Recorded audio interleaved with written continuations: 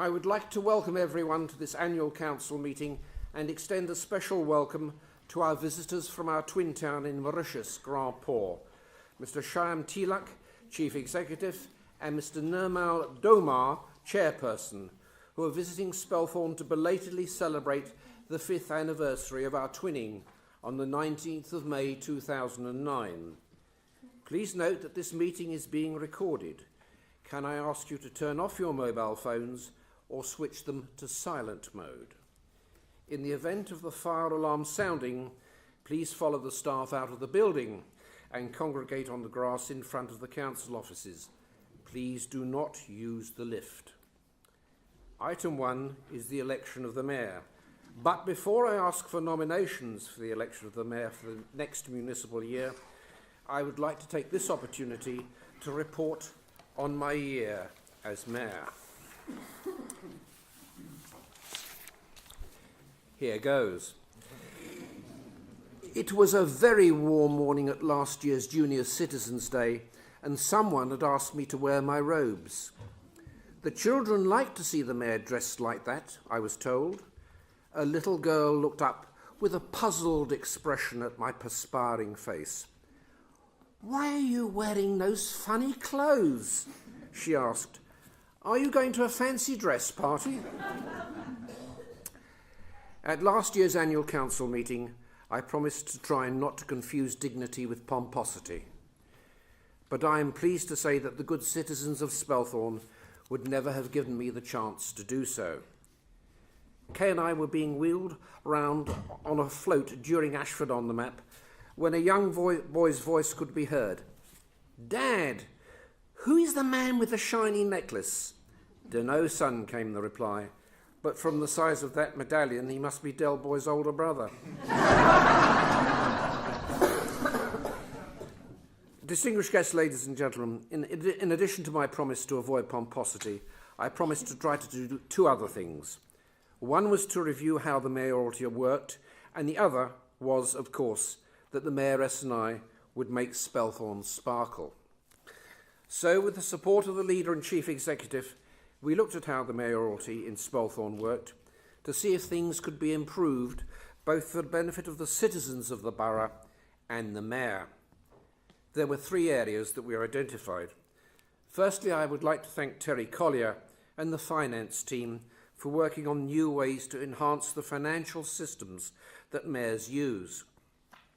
Secondly, after discussion with the chief executive, I hope we have improved the induction process for new mayors and deputy mayors. We have started a document that it is hoped will provide an informal guide to those taking on the role, and I have called it the known unknowns of being mayor, a phrase borrowed from Donald Rumsfeld. And it tries to pass on all the things that we wish we had known or we wish that somebody had told us. It is my hope that each new mayoral team will update it in the light of their own experience. The third change that we have made is a step that has been talked about for many years. We have registered the Spelthorne Mayor's Charity Fund with the Charity Commission as an independent charity. It was more work than we had anticipated, but it will bring a number of tangible benefits, and I would like to repeat my thanks to all those who helped in the process. But of course, we also promised to make Spelthorne sparkle. Some people misunderstood what we meant by this. One resident was convinced that the Mayoress and I were going to go out with mop and bucket to physically clean the streets. How wrong they were. What we wanted was to give our year a theme, and we knew that our borough and its people could show style, have fun, could sparkle. Not everyone agreed. Look round you. Do you think these people will dress up to party? Somebody said. Has anybody asked them? The Mayoress responded. So we asked, and you did. You dressed up in 20s clothes for the Flappers and Dappers Jazz Riverboat. You put on masks for our masquerade ball, and we had fun. All that sparkling we did together helped raise over £24,000 for our charities too. Part of showing that Spelthorne can sparkle was organising the first civic day in the borough for a number of years. 8 mayors and chairs from other parts of Surrey toured the borough, and among other things, they saw our hidden delights like the embroidery gallery and Shepperton Studios. Only last week, the Mayor of Elmbridge told me, I must have driven past the walled garden hundreds of times, but until your civic day, I never knew it was there or how beautiful it is. That single sentence explains what Spelthorne Sparkling was all about. I never knew it was there or how good it was. If we do not tell people about how good our borough is and show it to them, they will never know. But there was also a serious side to our year. We have had the rewarding experience of going to so many of the borough's schools, faith groups, voluntary organisations and other good causes, such as the moving visit we paid to a centre for those suffering with dementia, where the Mayoress danced with the residents. On a slightly less serious note, during the run-up to Christmas, these visits also included 6 turkey lunches in 10 days, with various truly wonderful organisations who care for those who otherwise might not have enjoyed a Christmas meal. Needless to say, turkey did not figure on our menu for Christmas Day. In addition to visits within Spelthorne, we have been privileged to represent the borough elsewhere in the county, and it has taught us what a lovely and varied place Surrey is. We have seen virtually every part of it, and our sat-nav has been used more in the last year than ever before. Last year, Kay and I, with the Deputy Mayor and her consort, were invited to Melun, our twin town in France, for the annual festival in honour of their cheese, where I was made a Chevalier de la Brie de Melun. Ladies and gentlemen, that does not mean that I'm a big cheese.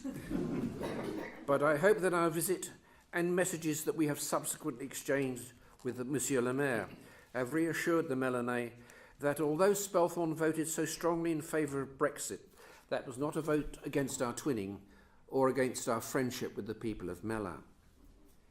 Our other twin town is, of course, in Mauritius, and as I have said at the start of this meeting, we welcome tonight our visitors from Grandport to witness the handover to the incoming mayor.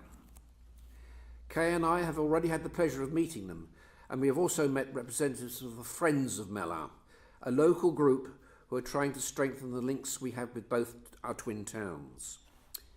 In my opinion, the greatest challenge we face is making a success of the Brexit process, and the objective of having a close relationship with one town in the European Union and another located in a Commonwealth country can only benefit Spelthorne, and in the future I look forward to helping them with that. Now, before I close, a number of people who I must thank. Firstly, of course, thanks go to my very able Deputy Mayor, Councillor Vivian Layton, and her consort, Chris Layton. I know that you've always been there to step in when you were needed, and although we are sure that you do not need it, Kay and I wish you every success in the next 12 months and hope that you enjoy your year as much as we have enjoyed ours. Now, an outgoing mayor normally offers one light-hearted piece of advice to their successor. Councillor Layton has been a councillor much longer than I have, so I hesitate to do so. But perhaps one thing. Never trust the word buffet when you see it on an invitation. It might mean a banquet fit for an emperor or a bowl of nuts and crisps. Our advice is always have something ready for you that you can put in the microwave when you get home. Kay and I are also very grateful for the support that we have had from both the leader and the chief executive. I've said before that we are very aware that not all mayors in the county have been so fortunate. Gentlemen, we will never underestimate the help that you have given us. Thank you so much. Now, there are two ladies who I also have to thank. Oh no, I missed a bit out. Sorry, I've come in. Having thanked the leader, I cannot let this moment pass without reminding Councillor Harvey of the moment at the Spelthorne in Bloom Awards last year when, due to a slip of the tongue, he said he would like to spank me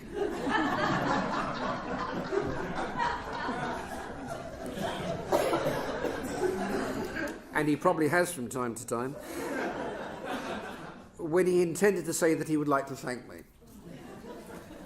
Now, there are two ladies who I must thank tonight. The first is Sheila Kimpton, our secretary. In the journey through the months since the last annual council meeting, Sheila has been a constant source of help, advice, and when it has been needed, humour as well.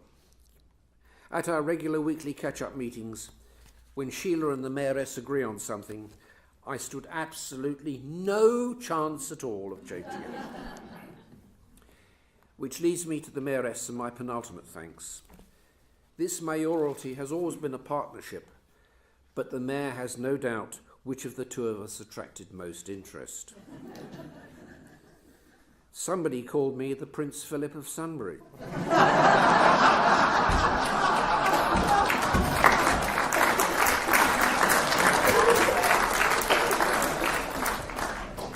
And on another occasion, a stranger said, "I've heard so much about you, and it sounds so interesting.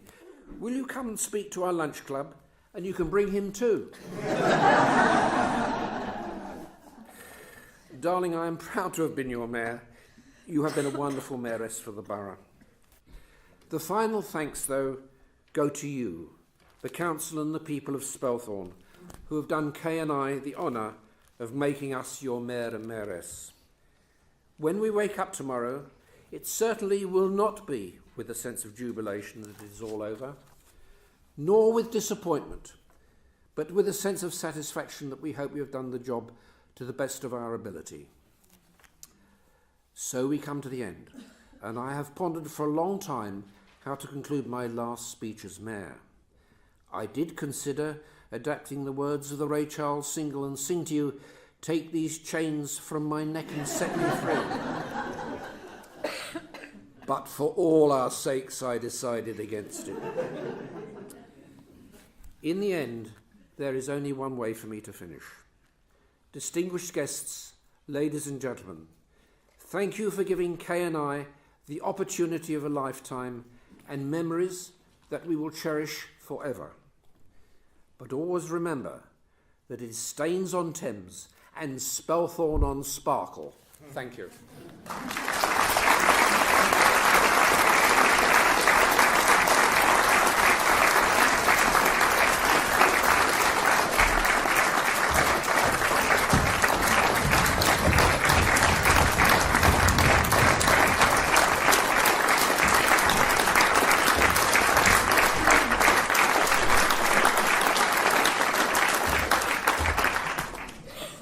Too much of that, it will sound like an Eastern European Politburo meeting.